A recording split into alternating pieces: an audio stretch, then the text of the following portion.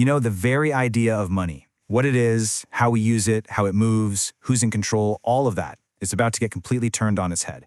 We are talking about a total reset of the financial world, and it all kicks off with one really simple but incredibly powerful idea. So, to really get what's happening, let's just start with a real-world story.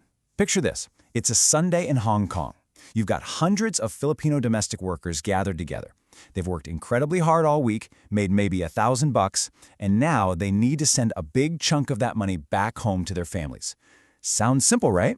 Well, for the longest time, it's been a huge headache. This right here is the problem with the old system. Think of it like a package taking a long, winding road trip. To send money from one country to another, it has to jump through this complicated maze of banks, all connected by this old network called SWIFT. And at every single stop along the way, someone takes a little cut and the whole thing gets delayed. It's just slow, it's expensive, and up until now, it was really our only option. But imagine for a second, what if you could just skip all of that? What if sending money was literally as easy as sending a text message or a photo? Just phone to phone, boom, it's there. Well, guess what? That's not some far-off future anymore. It's happening right now. And this is where stablecoins come in. They're the key to this whole thing. Now, don't confuse this with something like Bitcoin, which, can be way up one day and way down the next.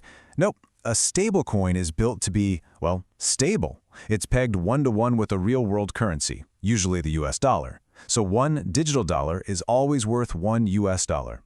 It's like you get the trust of old-school money, but you mix it with the crazy speed of the internet. But the really massive impact here, it's for the 1.3 times billion adults around the world who don't have a bank account. You know what they do have, though? A smartphone. For them, this isn't just cool new tech. It's an absolute revolution. Suddenly, they can tap into the entire global financial system right from their pocket. No bank account needed. It's a total game changer. Okay, so let's zoom out for a second, because this is so much bigger than just making payments easier. This technology is actually a tool for securing global power for the entire next century. And to really understand what America's playing at here, you have to wrap your head around one, honestly, just a staggering number. $37 trillion. That's not a typo. That is the mountain of debt the U.S. government is currently sitting on. And just paying the interest on that debt, well, it's created a problem that they have never, ever seen before. Get this. For the first time in history, in 2024, the United States is spending more money just paying the interest on its debt than it spends on its entire massive national defense budget. Think about that. Historically, for any superpower, this is a giant, red, flashing light. It's the kind of warning sign that tells you the very foundations are starting to crack. So, how on earth do stablecoins fix this massive debt problem? I mean, how does an app on a phone in the Philippines suddenly help America pay its bills? This is where a simple piece of payment tech becomes a brilliant geopolitical strategy. Okay, so the logic is actually pretty simple, but it is incredibly powerful. Here's how it works. When you, or anyone, anywhere in the world, buys a dollar stablecoin, say, for $100, the company that issues it, like a Tether or a Circle, has to take your $100 and keep it safe somewhere. They have to back it up. Now, what's the safest, most liquid place in the world to park billions of dollars? You guessed it, U.S. government bonds. So every single time someone buys a stablecoin, they are, without even knowing it, creating brand new demand for U.S. debt. And believe me, this is no accident. This is a deliberate strategy. The thinking is, if big countries like China decide they don't want to buy U.S. debt anymore, no problem. America has found a brand new customer, you, me, and everyone else on the planet with a smartphone. The goal is to get people everywhere, from a teenager in Argentina saving up, to a big tech firm in Korea, to hold their money in digital dollars.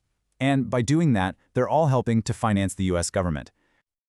But wait, the strategy goes even deeper than that.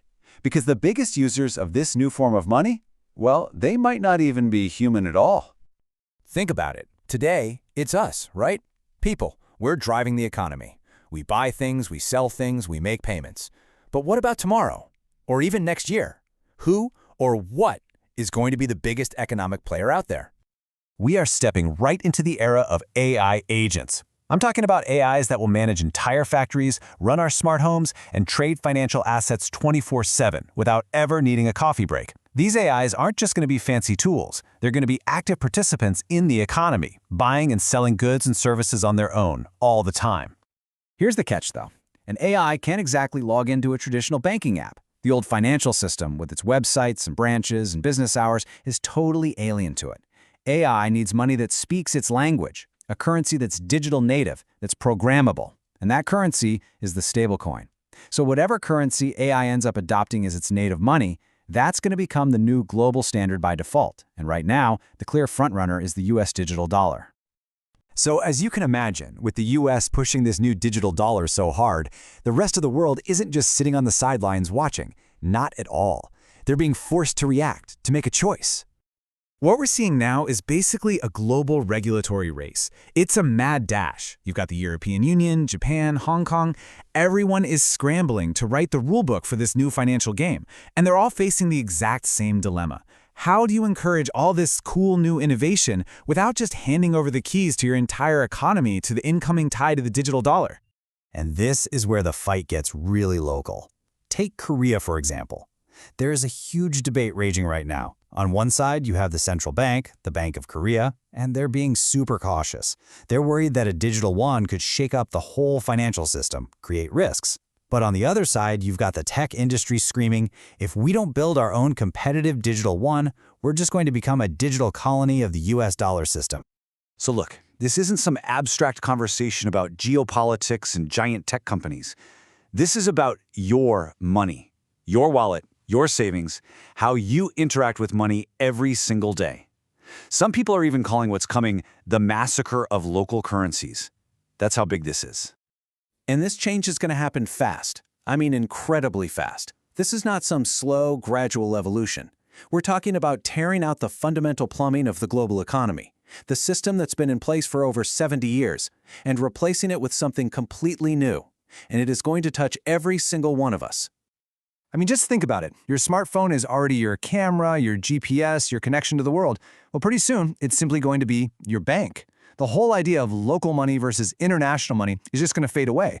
You won't be sending money to another country, you'll just be sending money. And that money itself is going to get smarter. It'll be programmable, able to handle everything from paying your bills automatically to instantly giving you dividends from an investment. So at the end of the day, this whole conversation isn't about picking the next hot cryptocurrency to invest in. It is so much bigger than that. This is about the very plumbing of the global economy being ripped out and replaced in real time. And as this new system comes online, the only real question left is, are you ready for what comes next?